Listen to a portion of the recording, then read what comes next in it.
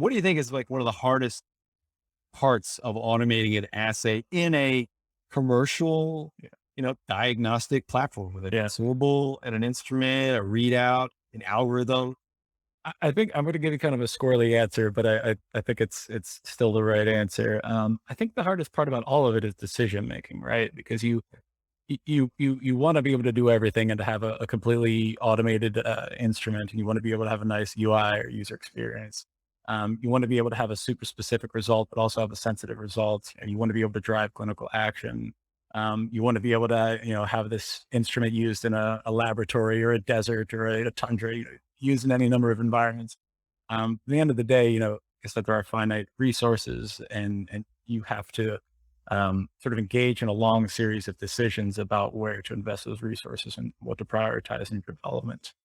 Um, I guess if you press me for a more specific answer to what's hard about it, I would say it's what Key Tech does. That's what we're pitching here. So it's the engineering and the technical de-risking.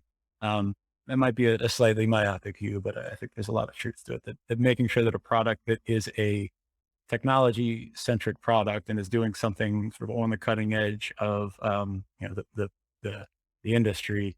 Obviously, the technical portion of that and the sensitivity analysis and the engineering that goes into it is going to be the chief challenge there. Yeah. I think to be a little, so great response. I mean, to me, I think the most, um, I guess one of the most common aspects of commercialization that I feel like startup companies who are trying to automate an assay haven't done is understanding how their assay performs at the environmental limits. I mean, it's Right. as simple as that, right? So I'll encompass environmental conditions as like, obviously temperature, humidity, but then a lot also with like optical systems, Mhm. will the optical measurement work if, If you put know, it next to a window, right. If you put it in or if there's yeah, just like sort of natural vibration in a building that, your lab doesn't have, yeah, or thinking through. Yeah. yeah, or if it's crooked. I mean, that was a one late stage lesson on a project a few years back that somebody thought about, what if it's cocked a little bit, and then there's sort of gravimetric flow to one side of the instrument. And it's really tough to think about things like that because you just sort of make these assumptions about temperature and and your environment and gravity and things like that.